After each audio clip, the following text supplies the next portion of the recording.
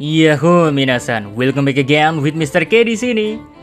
Oke, daripada kelamaan basa-basi, yuk langsung mawon menuju ke konten tercepat sejagat Namek ini. Let's go, react One Piece chapter 986 ya. Seperti apa sih keseruannya? Go go go. Chapter 986 berjudul Namaku. Cover story kali ini masih saja menceritakan BG Family. Ya, cuma ada tragisnya sedikit sih. Di cover story ini ya, Lola dan Chiffon tak menganggap Pon adalah ayah kandungnya. Parahnya lagi, mereka berdua langsung minggat dari Dressrosa meninggalkan ayahnya. Dan tentu kaburnya bersama BG Pirates. Selain kabur dari Pon ya, mereka juga kabur dari kejaran angkatan laut sih. Cuma kasihan aja Mr. Pon bertahun-tahun ingin bertemu anaknya dan memeluknya ya. Malah sekarang perjuangan terasa sia-sia. Nasib. Cerita kali ini dimulai dengan menampilkan kesuksesan tim Denjiro dan tim Kinemon yang berhasil sampai di titik pertemuan para Akazaya menanti, alias lebih tepatnya, kedua samurai Kozuki ini sudah berada di sisi belakang pulau Onigashima.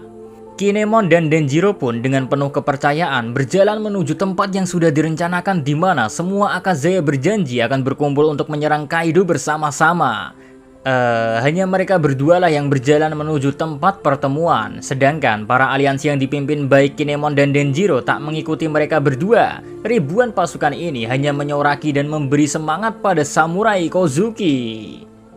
Next, Kinemon dan Denjiro pun melanjutkan perjalanannya. Sampailah kedua samurai Kozuki ini di tempat pertemuan, yang di sini para Akazaya lain sudah menunggu kedatangan Kinemon dan Denjiro. Tapi ada hal yang membuat kaget Kinemon dan Denjiro ketika sampai di sini guys, yaitu adanya mayat Kanjuro yang tergeletak di hadapannya. Sedangkan para Akazaya lain berdiri tegap tanpa berkata apapun, kecuali Raizo dan Kiku yang keduanya menangis haru.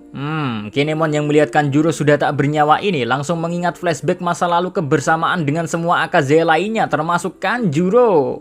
Yang memang dulunya semua orang tak ada yang sadar kalau Kanjuro bergabung menjadi bagian dari Kozuki dengan sangat sempurna aktingnya hanya untuk mengkhianati semua orang. Tapi tetap saja bagi Kinemon, walau Kanjuro seperti itu, yang menurut Kanjuro semua ini hanya akting, dalam hati kecilnya ya, tetap merasa kalau Kanjuro adalah bagian dari Kozuki itu sendiri.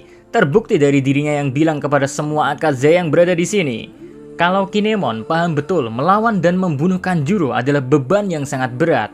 Tapi semua telah terjadi, timeline gak bisa terulang, yang sudah terjadi biarlah terjadi, sekarang waktunya move on bro.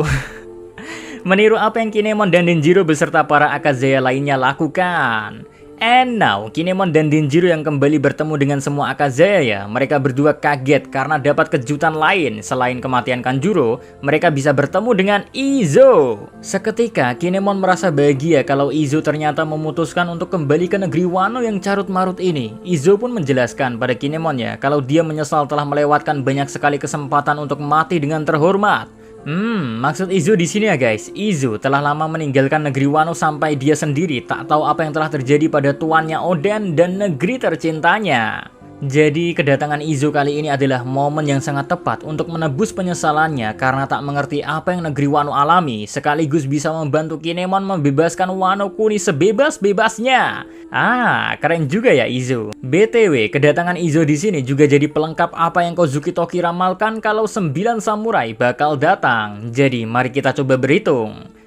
1. Raizo, 2. Inuarashi, 3. Nekomamushi, 4. Kawamatsu, 5. Izo, 6. Kiku, 7. Asura Doji, 8. Denjiro, dan 9. Kinemon. Yes, 9 Akazaya atau lebih tepatnya 9 pengikut mendiang Kozuki Oden siap untuk menepati apa yang Kozuki Toki ramalkan. Gini, mereka semua siap gaskan untuk memulai perang besar di Wano ini.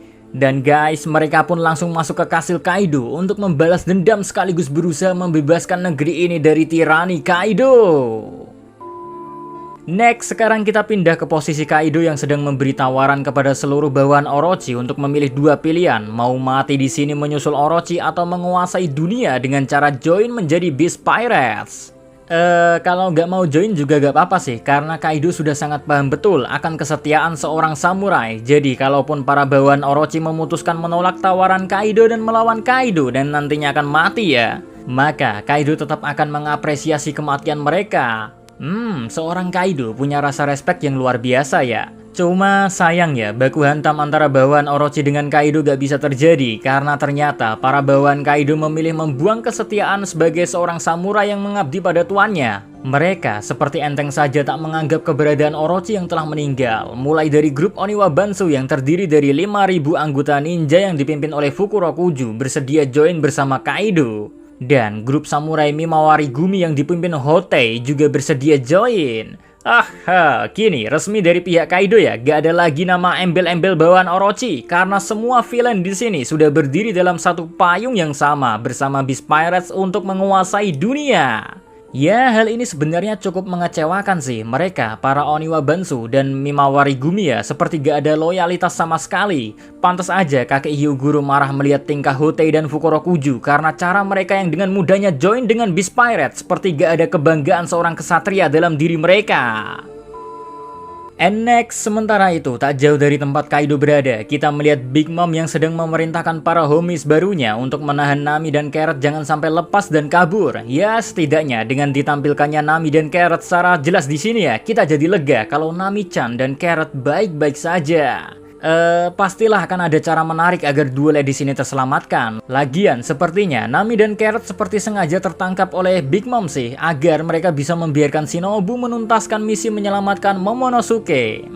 Sebagai catatannya, Shinobu gak tertangkap sama sekali di sini, guys. Malah, kini Shinobu sedang berusaha menyelamatkan Momo sekaligus mulai mengerti akan situasi yang sedang terjadi sekarang. Dan dari Shinobu pula, kita belajar kalau sejak mendiang Oden masih hidup, Oden sudah tahu betul kalau menghabisi Orochi tak akan mengubah negeri Wano jadi lebih baik. Karena dalang sebenarnya yang mengacaukan negeri Wano Kuni adalah Hyakuju no Kaido. Wow, sangar juga ya Oden, inteligensinya high level juga nih. And next, kita pindah ke Kaido lagi yang saat ini sedang ngobrol dengan Momonosuke. Kaido memulai obrolan tentang nasib negeri Wano sekarang yang sudah tidak ada shogun ataupun samurai. Jadi, tidak akan ada lagi yang akan melindungi penduduk negeri Wano dari mara bahaya.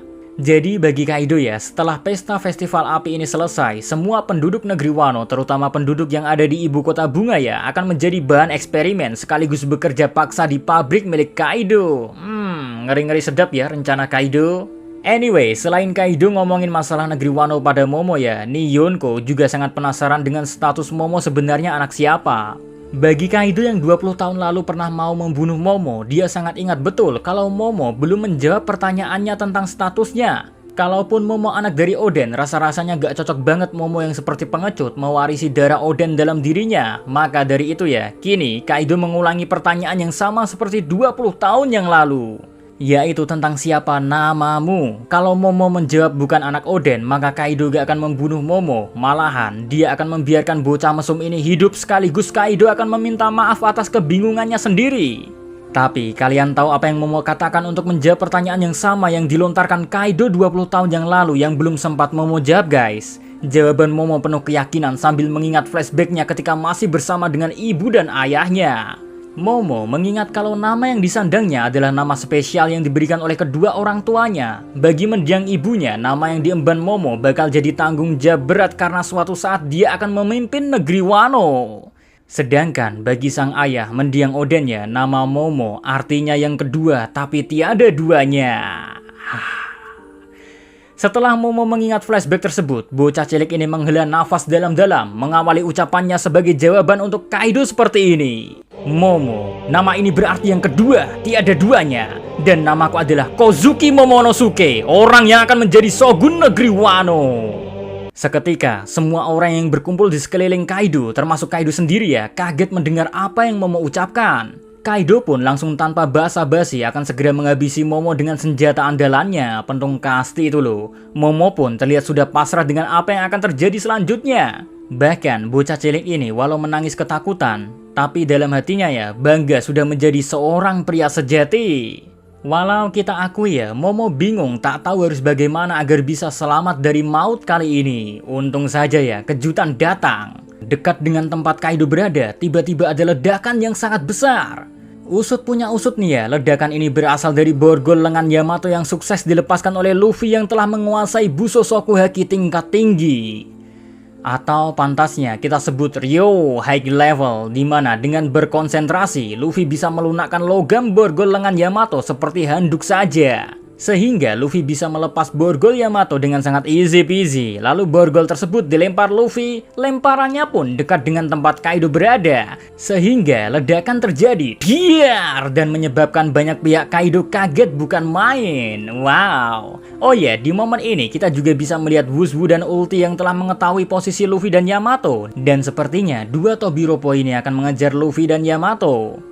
Lalu tak jauh dari kastil Kaido, kita juga melihat Usopp dan Chopper yang sedang panik melihat Momo dalam bahaya besar. Jadi Usopp di sini memanfaatkan body Franky General, langsung gaskan untuk pergi menyelamatkan Momo. Sementara itu ya, di sisi lain tapi masih di sekitar kastil Kaido, 9 Akazaya sudah berada dekat dengan Kaido dan tak jauh juga dari sini ya, Trafalgar di Waterloo terlihat santuy berada di suatu tempat yang sepi. Sedangkan Eustace Kid dan Roronoa Zoro sepertinya sudah selesai dengan pemanasannya.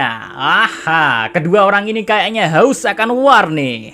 Now back to main point. Melanjutkan apa yang telah terjadi pada Yamato yang borgolnya telah terlepas sekaligus dia sadar kalau ayahnya emang berniat membunuhnya. Maka di sini Yamato dengan wajah yang penuh kekecewaan memutuskan tak menganggap Kaido sebagai ayahnya lagi dan akan segera melakukan perhitungan dengan Yonko Monster ini. Cuma saat mau melangkah lebih jauh untuk menghampiri Kaido, Yamato dihentikan oleh Luffy. Luffy kemungkinan besar di sini menggunakan Ken Bunsoku Haki masa depan miliknya untuk melihat apa yang sebenarnya terjadi di sekeliling Kaido. Makanya Luffy berani menghentikan Yamato sambil bilang kalau bukan dirinya maupun Yamato yang akan memulai pertarungan dengan Kaido. Dan benar saja guys, sesudah Luffy bilang seperti itu, dari belakang Kaido tiba-tiba ada 9 Akazaya yang berhasil menerobos masuk. 9 samurai Oden ini langsung gaskan memulai genderang perang melawan Beast Pirates, langsung ke kaptennya pula yaitu Kaido. Tanpa takut sama sekali pada 3 All-Star yang ada di samping Kaido saat ini. Walau kita tahu sih pedang King diincar oleh Izo, entah kenapa hanya King yang seperti dianggap berbahaya oleh Izo. Apa King termasuk swordsman yang sangat kuat ya? Entahlah. Oh iya, senjata pentung kasti Kaido berhasil dibuang oleh Nekomamushi. Jadi Kaido di sini ya guys, gak memegang senjata apapun. Oke, ke bagian paling serunya. Sekarang fokus lagi ke 9 Akazaya yang berusaha menyerang Kaido. Semua Akazaya di sini bersiap mengeluarkan jurus pamungkasnya. Tentu mengeluarkan jurusnya kali ini penuh dengan amarah dan kebencian yang mendalam. Lewat apa yang Kinemon dan Denjiro rasakan, kita tahu betul ya, para samurai ini punya tekad yang sangat besar untuk menghabisi Kaido. Sampai-sampai mereka gak ragu nyawa mereka sendiri jadi taruhannya. Sementara itu, Kaido yang melihat gelagat dendam Akazaya tak merasa takut ataupun bergeming. Malah dengan lantang, Yonko Monster ini berteriak kalau pedang mereka tak akan bisa melukainya. Tapi, usai berkata seperti ini, tiba-tiba saja Kaido teringat akan kenangan masa lalu ketika melawan Oden. Mata Kaido pun menunjukkan gelagat kaget yang mengarah pada ketakutan. Dan 9 Akazaya pun langsung melakukan serangan terhadap Kaido. Tapi yang bikin merinding adalah duo samurai yang sudah bersahabat sejak lama sekaligus jadi pengikut Oden yang paling lama ya. Mereka, Kinemon dan Denjiro, sukses menancapkan katananya ke tubuh Kaido sambil mengungkapkan kata yang sangat tabu tapi epik, yaitu Snachi!